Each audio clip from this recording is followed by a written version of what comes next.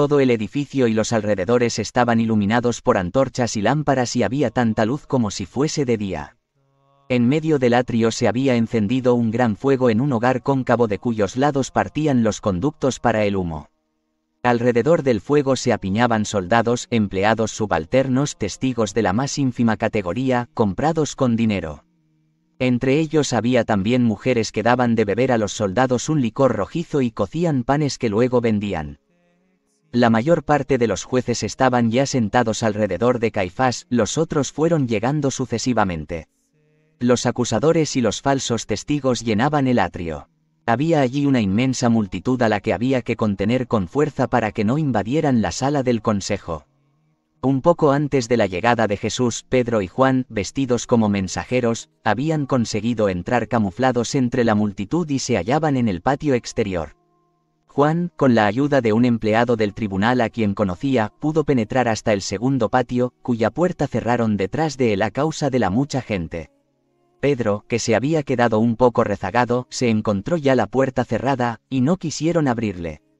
Allí se hubiera quedado a pesar de los esfuerzos de Juan, si Nicodemo y José de Arimatea, que llegaban en aquel instante, no le hubiesen hecho entrar con ellos. Los dos apóstoles, despojados ya de los vestidos que les habían prestado, se colocaron en medio de la multitud que llenaba el vestíbulo, en un sitio desde donde podían ver a los jueces. Caifás estaba sentado en medio del semicírculo, rodeado por los 70 miembros del Sanedrín. A ambos lados de ellos estaban los funcionarios públicos, los escribas, los ancianos, y, detrás, los falsos testigos. Había soldados colocados desde la entrada hasta el vestíbulo, a través del cual Jesús debía ser conducido.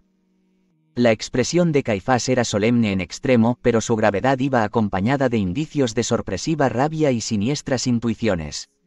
Iba ataviado con una capa larga de color oscuro, bordada con flores y ribeteada de oro, sujeta sobre el pecho y los hombros con unos broches de brillante metal. Iba tocado con una especie de mitra de obispo, de cuyas aberturas laterales pendían unas tiras de seda. Caifás llevaba allí algún tiempo, esperando junto a sus consejeros. Su impaciencia y su rabia eran tales que sin poderse contener, bajó los escalones y, a grandes zancadas, se fue hasta el atrio para preguntar con ira si Jesús no llegaba. Viendo la procesión que se acercaba, Caifás volvió a su sitio. Jesús ante Caifás. Jesús fue introducido en el atrio entre gritos, insultos y golpes. Al pasar cerca de Juan y de Pedro, los miró sin volver la cabeza, para no comprometerlos con su reconocimiento. En cuanto estuvo en presencia del consejo, Caifás exclamó: «Al fin estás aquí, enemigo de Dios, blasfemo, que alteras la paz de esta santa noche». La calabaza que contenía las acusaciones de Anás fue desatada del ridículo cetro colocado entre las manos de Jesús. Después de leerlas, Caifás arremetió a preguntas burlescas contra nuestro Señor. Los verdugos le pegaban y empujaban con unos palos puntiagudos, diciéndole: «Contesta de una vez. Habla. Te has quedado mudo». Caifás, cuyo temperamento era mucho más soberbio y arrogante que el de Anás, había dirigido a Jesús 1.000.000 de preguntas una tras otra, pero nuestro Señor permanecía en silencio, con la mirada baja. Los esbirros querían obligarle a hablar, reiterando los empujones y los golpes. Los testigos fueron llamados a declarar. En primer lugar, los de clase más baja, cuyas acusaciones eran incoherentes e inconsistentes, como lo habían sido en el tribunal de Anás, y no sirvieron para nada. Luego, los principales testigos, los fariseos y saduceos reunidos en Jerusalén provenientes de todos los lugares del país. Hablaban con calma, pero sus maneras y la expresión de sus caras delataban que estaban repitiendo acusaciones aprendidas a las que, por otra parte, Jesús ya había respondido 1000 veces. Que curaba a los enfermos y echaba a los demonios por arte de estos, que violaba el sábado, que sublevaba al pueblo, que llamaba a los fariseos raza de víboras y adúlteros, que había predicho la destrucción de Jerusalén, que frecuentaba a los publicanos y los pecadores, que se hacía llamar rey, profeta, hijo de Dios, que siempre hablaba de su reino, que repudiaba el divorcio, que se llamaba pan de la vida, y decía: quien no comiera su carne y bebiera su sangre no tendría vida eterna, etc. De esta manera, sus palabras, sus enseñanzas y sus parábolas fueron siendo desfiguradas, mezcladas con injurias y presentadas como crímenes. Pero se contradecían unos a otros y perdían el hilo de sus relatos. El uno decía: se autoproclama rey. El otro, no permite que lo llamen así, y cuando han querido proclamarlo rey él se ha marchado. Un tercero gritaba, dice que es hijo de Dios. Algunos decían que los había curado, pero que habían vuelto a caer enfermos, que sus curas eran solo sortilegios. Los fariseos de Seforis, con los cuales había discutido una vez sobre el divorcio, le acusaban de predicar falsas doctrinas, y un joven de Nazaret, a quien Jesús no quiso como discípulo, tuvo la bajeza de atestiguar contra él. Sin embargo, no eran capaces de establecer ninguna acusación bien fundamentada. Los testigos comparecían más bien para insultarlo que para citar hechos. Discutían entre sí, se contradecían, y mientras tanto Caifás y otros miembros del consejo se dedicaban a injuriar a Jesús. ¿Qué clase de rey eres tú? Muéstranos tu poder. Llama a esas legiones de ángeles de las que hablaste en el huerto de los olivos. ¿Qué has hecho del dinero de las viudas y los locos a quienes has engañado? Mas te valdría haber callado ante gente de tan pocas luces, has hablado de más. Todos estos discursos estaban acompañados de golpes propinados por los empleados subalternos del tribunal. Algunos miserables decían que era hijo ilegítimo, otros, al contrario, decían que su madre había sido una virgen piadosa en el templo, que la habían visto casarse con un hombre temeroso de Dios. Reprochaban a Jesús y sus discípulos que no sacrificasen en el templo. Esta acusación no tenía ningún valor, pues los esenios no hacían ningún sacrificio, y no estaban sujetos por ello a ninguna pena. Algunos dijeron que había celebrado la Pascua en la víspera, y que eso iba contra la ley, y que el año anterior había hecho modificaciones en la ceremonia. Pero los testigos se contradecían tanto que Caifás y los suyos estaban llenos de rabia y de vergüenza, al ver que no encontraban contra él ni un solo argumento. Nicodemo demostró con textos antiguos que, desde tiempo inmemorial, los galileos tenían el permiso para celebrar la Pascua un día antes, añadiendo que por tanto la ceremonia había sido conforme a la ley y que algunos empleados del templo habían participado en ella. Los fariseos lo miraron con furia e hicieron que continuara la audiencia de los testigos cada vez con más precipitación e imprudencia, con lo que no hacían más que revelar que sus únicos motivos eran la envidia y la maldad. Finalmente, presentaron dos testigos que dijeron, Jesús aseguró que derribaría el templo edificado por las manos de los hombres y que en 3 días lo reedificaría sin intervención humana. Pero tampoco estos se pusieron totalmente de acuerdo en a qué templo se refería Jesús, si al de Jerusalén o al lugar donde había celebrado la cena pascual. La cólera de Caifás era indescriptible, pues las crueldades ejercidas contra Jesús, las contradicciones de los testigos y la infatigable paciencia del Salvador, empezaban a producir una viva impresión sobre muchos de los presentes. Algunas veces la multitud silbaba a los testigos, el silencio de Jesús conmovía a algunos de los presentes, y 10 soldados se sintieron tan trastornados por lo que estaban viendo que se retiraron bajo el pretexto de que estaban enfermos. Al pasar cerca de Pedro y de Juan les dijeron, el silencio de Jesús de Nazaret ante un trato tan cruel es sobrehumano y partiría hasta un corazón de hierro. Decidnos, ¿a dónde debemos ir? Los 2 apóstoles desconfiaban de ellos, pues reconocieron en ellos a algunos de los que habían prendido a Jesús, por lo que les respondieron en tono melancólico, si la verdad os llama, seguidla, y ella os guiará. Entonces aquellos hombres salieron de la ciudad, encontraron a otros que los condujeron al otro lado del monte de Sión, a las grutas al sur de Jerusalén. Hallaron en ellas a muchos discípulos escondidos que tuvieron miedo de ellos, pero los soldados pronto calmaron a sus hombres y les contaron los padecimientos de Jesús. El intemperante Caifás, ya totalmente exasperado por los discursos contradictorios de los testigos, se levantó, bajó 2 escalones y dijo a Jesús, ¿es que no vas a responder nada a lo que aquí está diciéndose de ti? Estaba muy irritado porque Jesús no le miraba. Entonces los esbirros, asiéndolo por los cabellos, le echaron la cabeza atrás y lo llenaron de golpes, pero los ojos de Jesús permanecieron bajos. Caifás levantó las manos con viveza y dijo con tono de rabia, yo te conjuro por el Dios vivo a que nos digas si tú eres el Cristo, el Mesías, el Hijo de Dios. Se hizo un profundo silencio, y Jesús, con una voz llena de indecible majestad, hablando por su boca el Verbo eterno, dijo, tú lo has dicho. Y yo te digo más, veréis al Hijo del Hombre sentado a la derecha del Padre, entre las nubes del cielo. Mientras Jesús decía estas palabras, yo le vi resplandecer, el cielo se abrió sobre él, No hay palabras humanas para expresarlo, vi a Dios, Padre Todopoderoso, vi a los ángeles y la oración de los justos como si clamasen y rezasen por Jesús. Me parecía oír la voz del Padre Divino a la vez que la de Jesús. Al mismo tiempo vi abrirse el infierno debajo de Caifás como una bola de fuego oscura llena de horribles figuras. Parecía solo que una fina tela lo separase de él. Vi toda la rabia de los demonios concentrada contra Jesús. Vi muchos espectros horrendos entrar en la mayor parte de los asistentes. Y en ese momento, nuestro Señor pronunció sus solemnes palabras: «Yo soy el Cristo, el Hijo del Dios vivo».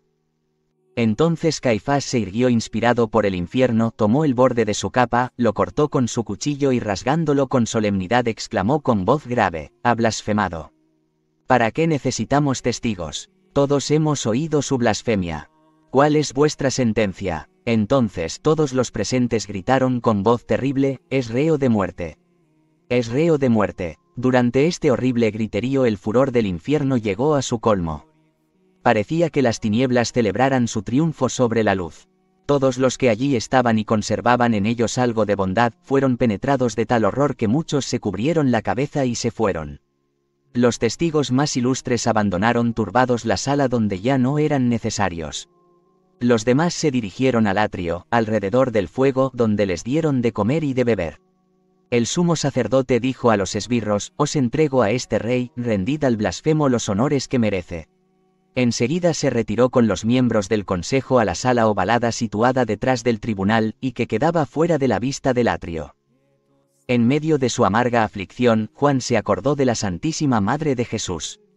Temió que la terrible noticia de la condena de su hijo llegara a sus oídos por boca de un enemigo que se diera de la manera más dolorosa. Miró a nuestro Señor, y dijo en voz baja: «Señor, tú sabes por qué me marcho», y se fue del tribunal a ver a la Virgen como un enviado del mismísimo Jesús. Pedro, lleno de angustia y dolor, y sintiendo más penetrante el frío de la mañana, se acercó tímidamente a la lumbre del atrio, donde mucha gente estaba calentándose. Intentó ocultar su pena ante ellos, pero no podía irse de allí y dejar a su amado Maestro. Jesús es vejado e insultado. En cuanto Caifás salió del tribunal con los miembros del consejo, una multitud de miserables se precipitó sobre nuestro Señor como un enjambre de avispas irritadas. Mientras se interrogaba a los testigos, los esbirros y otros miserables habían ido arrancando puñados de pelo de la barba de Jesús, le habían escupido, dado bofetadas, pegado con palos y pinchado con agujas. Ahora se entregaban ya sin freno a su rabia insensata. Le ponían sobre la cabeza coronas de paja y de corteza de árbol, y se las volvían a quitar saludándolo con expresiones insultantes. Le decían: «Ved aquí al hijo de David llevando la corona de su padre. He aquí al más grande que Salomón».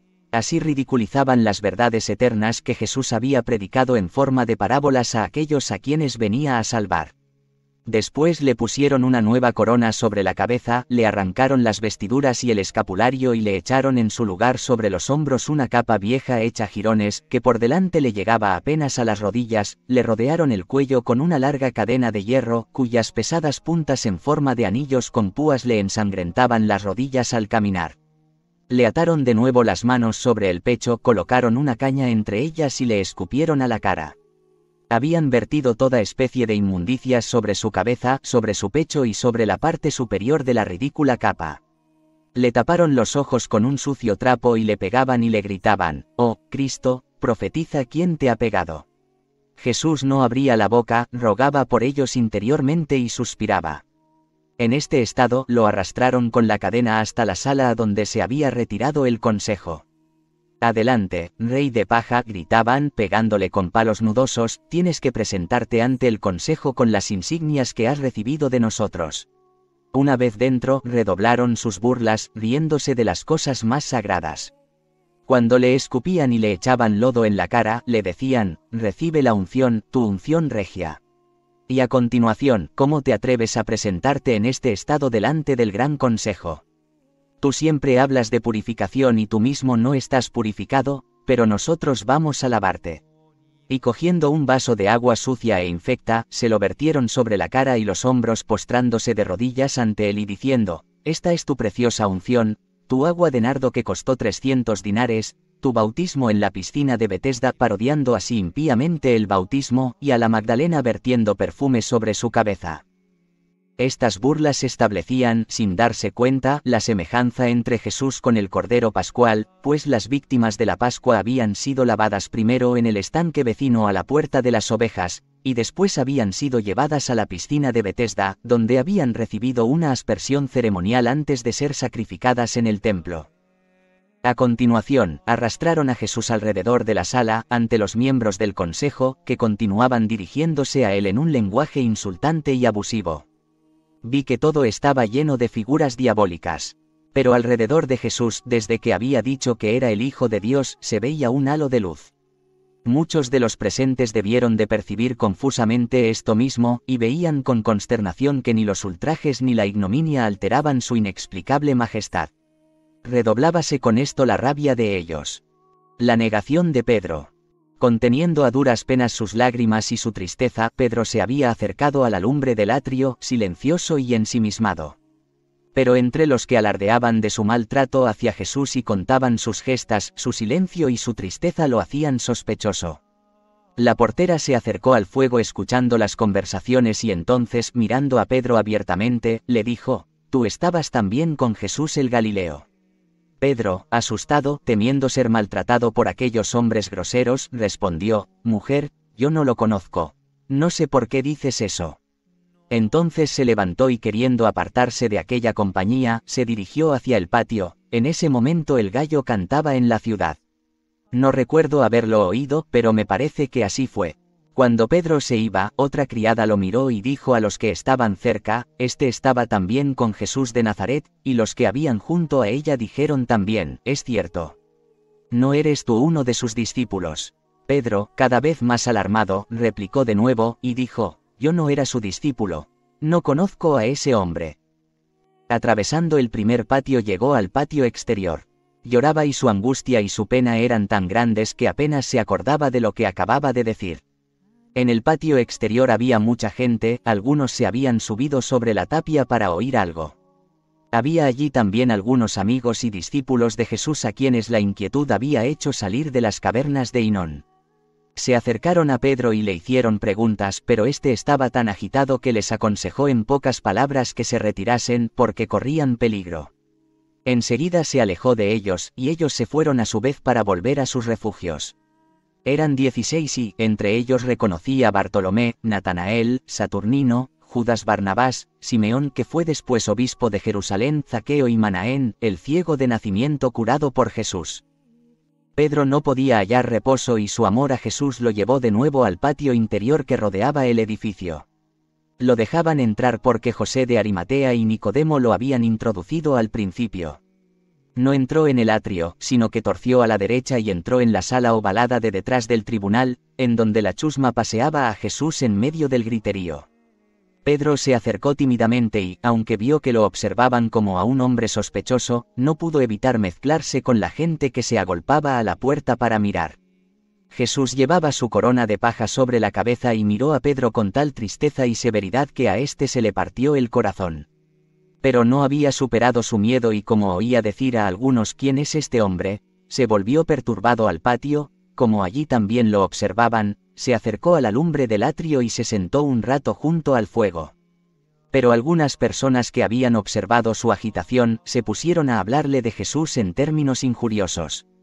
Una de ellas le dijo: «Tú eres también uno de sus partidarios, eres Galileo, tu acento te delata». Cuando Pedro procuraba retirarse, un hermano de Maleo, acercándosele, le dijo: «¿No eres tú el que estaba con ellos en el huerto de los olivos, el que le ha cortado la oreja a mi hermano?». Pedro, casi enloquecido de terror, empezó a balbucear jurando que no conocía a aquel hombre, y se fue corriendo del atrio al patio interior. Entonces el gallo cantó de nuevo, y Jesús, que en ese momento era conducido a la prisión a través del patio, volvió a mirar a su apóstol con pena y compasión. Esa mirada le llegó a Pedro hasta lo más hondo, y recordó entonces las palabras de Jesús: «Antes de que el gallo cante 2 veces tú me negarás 3 veces». Había olvidado sus promesas de morir antes que negarlo, y había olvidado sus advertencias, pero, cuando Jesús lo miró, sintió cuán enorme era su culpa y su corazón se consumió de tristeza. Había negado a su maestro cuando estaba siendo ultrajado, cuando había sido entregado a jueces inicuos, mientras sufría en silencio y con paciencia todos sus tormentos. Abatido por el arrepentimiento, volvió al patio exterior, con la cabeza cubierta, llorando amargamente. Ya no temía que le interpelaran, en esos momentos hubiera dicho a todo el mundo quién y cuán culpable era. ¿Quién, en medio de tantos peligros, de la aflicción, la angustia, entregado a una lucha tan violenta entre el amor y el miedo, exhausto, asediado por el miedo y una pena enloquecedora, con una naturaleza ardiente y sencilla como la de Pedro, se atreve a decir que hubiese sido más fuerte que él? Nuestro Señor lo dejó abandonado a sus propias fuerzas y Pedro fue débil como todos los que olvidan sus palabras. Velad y orad para que no caigáis en la tentación. María en casa de Caifás. La Santísima Virgen estaba constantemente en comunicación espiritual con Jesús. María sabía todo lo que le sucedía, sufría con él, rogaba como él por sus verdugos, pero su corazón materno suplicaba también a Dios para que no permitiera que se consumara este crimen, para que apartara aquel sufrimiento de su Santísimo Hijo, y tenía un deseo irresistible de acercarse a Jesús. Cuando Juan llegó a casa de Lázaro y le contó el horrible espectáculo a que había asistido, le pidió que, junto con Magdalena y algunas de las santas mujeres, la acompañara al lugar donde Jesús estaba sufriendo. Juan, que solo se había alejado de su divino maestro para consolar a la que estaba más cerca de su corazón después de él, accedió al instante, y condujo a las santas mujeres por las calles iluminadas por la luna, cruzándose con gente que volvía a su casa. Las mujeres iban con la cabeza cubierta, pero sus sollozos atrajeron sobre ellos la atención de algunos grupos, y tuvieron que oír palabras injuriosas contra Jesús. La madre de Jesús, que había contemplado en espíritu el suplicio de su hijo, guardó todas esas cosas en su corazón, junto con todo lo demás. Como él, sufría en silencio, pero más de una vez cayó sin conocimiento. Una de las veces que yacía desmayada en los brazos de las santas mujeres, bajo un portal de la villa interior, algunas gentes bien intencionadas que volvían de la casa de Caifás la reconocieron y se pararon un instante llenos de sincera compasión y la saludaron con estas palabras: «Te saludamos, desgraciada madre, oh, la más afligida de las madres, oh, madre del más sagrado descendiente de Israel». María volvió en sí y les dio las gracias con afecto, y después continuó su triste camino. Conforme se acercaba a la casa de Caifás, al pasar por el lado opuesto a la entrada, se tropezaron con un nuevo dolor, pues tuvieron que atravesar por un lugar donde estaban construyendo la cruz de Jesús debajo de una tienda. Los enemigos de Jesús habían mandado preparar una cruz en cuanto fueron a prenderlo, a fin de ejecutar la sentencia en cuanto fuese pronunciada por Pilatos, a quien confiaban en convencer fácilmente. Los romanos habían preparado ya cruces para 2 ladrones y los trabajadores que tenían que hacer la de Jesús maldecían por tener que trabajar por la noche. Sus palabras atravesaron el corazón de María, que rogó por aquellas ciegas criaturas que construían blasfemando el instrumento de la redención de ellos y del suplicio de su Hijo. María, Juan y las santas mujeres atravesaron el patio interior de la casa de Caifás y se detuvieron en la entrada de la sala. Ella estaba impaciente porque la puerta fuera abierta, pues sentía que solo ella la separaba de su hijo, quien al segundo canto del gallo había sido conducido a un calabozo que estaba debajo de la casa. La puerta se abrió al fin lentamente y Pedro se precipitó afuera, las manos extendidas, la cabeza cubierta y llorando amargamente. Reconoció a Juan y a la Virgen a la luz de las antorchas y de la luna, y fue como si su conciencia, despierta por la mirada del Hijo, redoblara ahora sus remordimientos ante la persona de la Madre. María le preguntó: «Simón, ¿qué ha sido de Jesús, mi hijo?».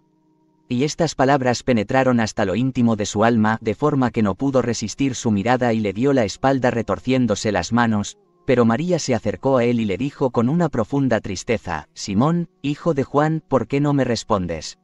Entonces Pedro exclamó llorando: «Oh, María, tu hijo está sufriendo más de lo que puedo expresar, no me hables.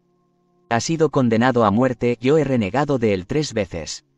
Juan se acercó para hablarle, pero Pedro, como fuera de sí, huyó del patio y se fue a la caverna del Monte de los Olivos donde la piedra conservaba la huella de las manos de Jesús. Yo creo que en esa misma caverna fue donde nuestro padre Adán se refugió para llorar tras la caída. La Santísima Virgen sentía en su herido corazón una inexpresable aflicción con este nuevo dolor de su hijo, negado por el discípulo que lo había reconocido el primero como Hijo de Dios, incapaz de aguantarse en pie, cayó desfallecida cerca de la piedra en que se apoyaba la puerta y la marca de su mano y de su pie se imprimieron en ella. Las puertas del patio se quedaron abiertas a causa de la multitud que se retiraba después del encarcelamiento de Jesús. Cuando la Virgen volvió en sí, quiso acercarse a su hijo. Juan la condujo delante de donde nuestro Señor estaba encerrado. María oyó los suspiros de su hijo y las injurias de los que lo rodeaban. Las santas mujeres no podían permanecer allí mucho tiempo sin ser vistas. Magdalena mostraba una desesperación demasiado evidente y muy violenta, en cambio, la Virgen, por la gracia de Dios Todopoderoso, en lo más profundo de su dolor, conservaba la calma y la dignidad exterior. Entonces fue reconocida y tuvo que oír estas crueles palabras: ¿no es esta la madre del Galileo? Su hijo va a ser crucificado, pero no antes de la fiesta. A no ser que en efecto sea uno de los más grandes criminales. La Santísima Virgen abandonó el patio y se fue junto a la lumbre, en el atrio, donde todavía quedaba un resto del populacho. En el sitio exacto donde Jesús había dicho que era el Hijo de Dios y donde los hijos de Satanás habían gritado: «Es reo de muerte», María perdió el conocimiento, y Juan y las santas mujeres tuvieron que recogerla, más muerta que viva. La gente no dijo nada y guardó un extraño silencio, como si un espíritu celestial hubiera atravesado el infierno. Las santas mujeres y Juan volvieron a pasar por el sitio donde estaban construyendo la cruz. Los obreros parecían encontrar tantas dificultades para acabarla como los jueces habían encontrado para poder pronunciar la sentencia. Sin cesar tenían que traer madera porque tal o cual pieza no servía o se rompía, hasta que los diferentes tipos de madera estuvieran combinados del modo que Dios quería.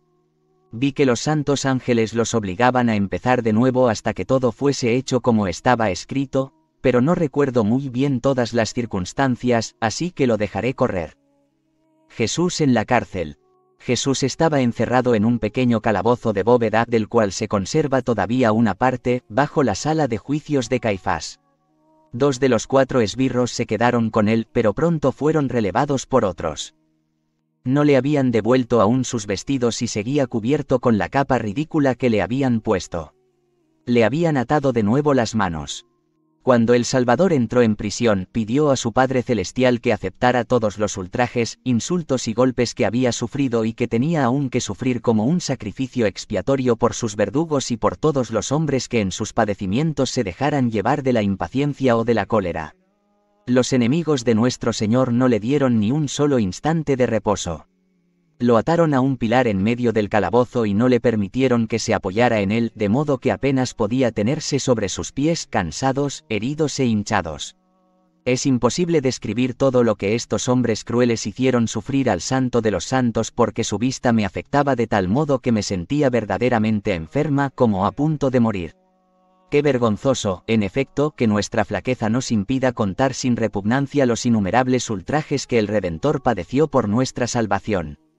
Jesús lo sufría todo sin abrir la boca, y fueron los hombres pecadores quienes perpetraron todos los ultrajes contra quien era su hermano, su Redentor y su Dios. Jesús en su prisión seguía rogando por sus enemigos y cuando al fin le dieron un instante de reposo, le vi apoyado sobre el pilar y todo rodeado de luz. Estaba llegando el amanecer del día de su pasión, del día de nuestra redención, y se anunciaba con un tembloroso rayo de luz que entraba por el respiradero del calabozo, sobre nuestro Cordero Pascual cubierto de heridas. Jesús levantó sus manos atadas hacia la luz y dio gracias a su Padre en voz alta por el don de ese día deseado por los patriarcas y profetas y por el cual él mismo había suspirado con tanto ardor desde su llegada a la tierra, y respecto al cual había dicho a sus discípulos: «Debo ser bautizado con otro bautismo, y viviré esperando que se cumpla». Jesús saludaba el día con una acción de gracias tan conmovedora en medio de sus sufrimientos que yo me sentía enormemente emocionada e intentaba repetir cada una de sus palabras como un niño. Era un espectáculo que rompía el corazón verlo acoger así el primer rayo de luz del gran día de su sacrificio. Los esbirros, que parecían haberse dormido un instante, se despertaron y lo miraron con sorpresa, pero no lo interrumpieron. Estaban trastornados y asustados. Jesús debió de estar todavía más o menos una hora en esa prisión. Judas en el tribunal. Mientras Jesús estaba en el calabozo, Judas, que había estado vagabundeando de acá para allá, como un desesperado, por el valle de Hinón, se acercó al tribunal de Caifás. Llevaba todavía colgada a su cintura la bolsa con las 30 monedas, el precio de su traición. Todo estaba en el mayor silencio, y preguntó a los guardias de la casa, sin darse a conocer, qué harían con el Galileo. Ellos le dijeron, ha sido condenado a muerte y será crucificado.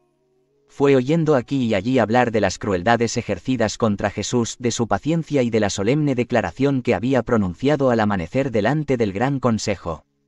Judas se retiró detrás del edificio para no ser visto, pues huía de los hombres como Caín, y la desesperación dominaba cada vez más su alma. Pero el sitio a donde había ido a parar, era donde habían estado construyendo la cruz. Las diversas piezas de que ésta se componía estaban colocadas en orden, y los obreros dormían junto a ellas. Judas se sintió lleno de horror al ver todo aquello y huyó. Había visto el instrumento del cruel suplicio, al que había entregado a su Dios y Maestro. Vagó atenazado por la angustia y finalmente se escondió en los alrededores esperando la conclusión del juicio de la mañana. El juicio de la mañana. Tan pronto como amaneció, Caifás, Anás, los ancianos y los escribas se reunieron de nuevo en la sala grande del tribunal para celebrar un juicio según las normas, pues no era conforme a la ley que los delitos se juzgasen de noche. Debido a la urgencia, podía haber solo una instrucción previa. La mayor parte de los miembros del consejo habían pasado el resto de la noche en casa de Caifás, en donde les habían preparado camas. La asamblea era numerosa y se veía en todos los gestos gran precipitación. Deseaban condenar a Jesús a muerte, pero Nicodemo, José y algunos otros se opusieron a sus demandas y pidieron que se difiriera el juicio hasta después de la fiesta, alegando que una sentencia no podía basarse en las acusaciones presentadas ante el tribunal porque todos los testigos se habían contradicho entre sí. El sumo sacerdote y sus adeptos se irritaron y dieron a entender claramente a los que se les oponían que siendo ellos mismos sospechosos de haber favorecido la doctrina del Galileo, este juicio les disgustaba porque no les resultaba conveniente. Excluyeron incluso del consejo a todos los que eran favorables a Jesús. Estos últimos protestaron la decisión y finalmente dijeron que se lavaban las manos de todo lo que allí pudiera decidirse y, abandonando la sala, se retiraron al templo. Desde aquel día nunca más volvieron a ocupar sus asientos en el consejo. Caifás ordenó que trajeran a Jesús delante de sus jueces y que estuviesen listos para conducirlo ante Pilatos inmediatamente después. Los esbirros se precipitaron a la cárcel, desataron las manos de Jesús, le arrancaron la capa vieja con que le habían cubierto, lo obligaron a ponerse su túnica cubierta de inmundicias, le rodearon el cuerpo con cuerdas y lo sacaron del calabozo. Todo esto lo hicieron precipitadamente y con una horrible brutalidad. Jesús fue conducido entre la multitud, ya reunidos enfrente de la casa y cuando lo vieron tan horriblemente desfigurado por los malos tratos dispensados, vestido solo con su túnica manchada, en lugar de sentir compasión, lo miraron con disgusto, y el desagrado les inspiró nuevas crueldades, pues la piedad era algo desconocido por el duro corazón de estos judíos. Caifás, que no hacía el más mínimo esfuerzo por disimular su rabia contra Jesús que se presentaba delante de él en un estado tan deplorable, le dijo, «Si tú eres el Cristo, si eres el Mesías, dínoslo». Jesús levantó la cabeza y dijo con gran dignidad y calma, «Si os lo digo, no me creeréis, y si os lo pregunto a vosotros no me responderéis ni me dejaréis marchar, pero desde hoy el Hijo del Hombre estará sentado a la derecha de Dios Todopoderoso». Se miraron unos a otros y con desdeñosa sonrisa preguntaron a Jesús, «¿Eres tú, pues, el Hijo de Dios?». Y Jesús respondió, «Tú lo has dicho, lo soy». Al oír estas palabras exclamaron, «¿Para qué necesitamos más pruebas? Hemos oído la blasfemia de su propia boca». Mandaron atar de nuevo a Jesús y poner una cadena a su cuello como se hacía con los condenados a muerte para conducirlo ante Pilatos. Habían enviado ya un mensajero a este para avisarle de que iban a llevarle a un criminal para que lo juzgara, pues era preciso darse prisa a causa de la fiesta. Hablaban entre sí con indignación de la obligación que tenían de ir al gobernador romano para que éste legalizase la sentencia, porque en las materias que no concernían a sus leyes religiosas y las del templo, no podían ejecutar las sentencias de muerte sin su consentimiento.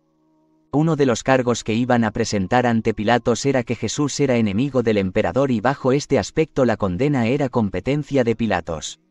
Los soldados estaban ya formados delante de la casa, había también muchos enemigos de Jesús y mucha gentuza. El sumo sacerdote y una parte de los miembros del Sanedrín iban delante, seguidos por el pobre Salvador rodeado de los esbirros y los soldados. La muchedumbre cerraba la marcha. En este orden bajaron de Sión a la parte inferior de la ciudad, y se dirigieron al palacio de Pilatos. Una parte de los sacerdotes que habían asistido al último juicio se dirigieron al templo, donde todavía tenían mucho que hacer. La desesperación de Judas. Mientras conducían a Jesús a casa de Pilatos, Judas, el traidor, oyó lo que se decía en el pueblo, escuchó palabras como estas: lo llevan ante Pilatos, el Sanedrín lo ha condenado a muerte, el descreído va a ser crucificado. Ha sido muy maltratado. Solo dice que es el Mesías. Lo matarán por eso. El descreído que lo ha vendido era uno de sus discípulos, etc. Entonces, la angustia, el arrepentimiento y la desesperación lucharon en el alma de Judas.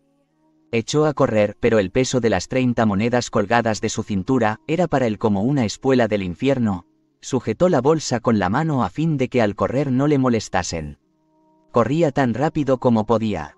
No para ir a echarse a los pies de Jesús y pedirle perdón, no para morir con él, no para confesar su crimen, sino para expiar lejos de él y de los hombres su crimen y el precio de su traición.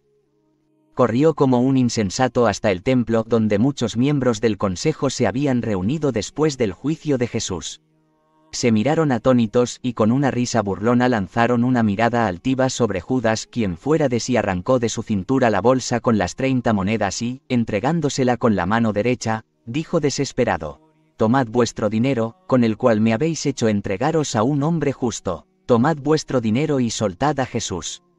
Rompo nuestro pacto, he pecado gravemente vendiendo sangre inocente. Los sacerdotes lo miraron con desprecio, apartaron sus manos del dinero que les entregaba para no manchárselas tocando la recompensa del traidor y le dijeron: ¿qué nos importa a nosotros que hayas pecado?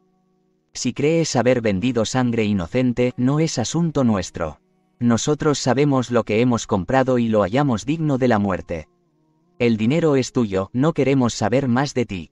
Estas palabras dichas en tan duro tono provocaron en Judas tal rabia y desesperación que se puso frenético, los cabellos se le erizaron sobre la cabeza, rasgó la bolsa que contenía las monedas, las arrojó al suelo del templo y corrió fuera de la ciudad. De nuevo lo vi correr como un insensato por el valle de Hinón.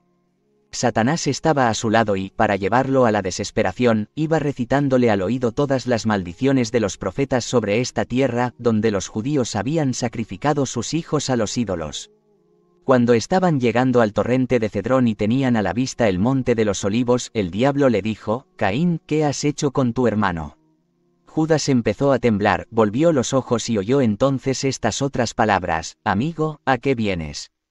Judas, vas a entregar al Hijo del Hombre con un beso.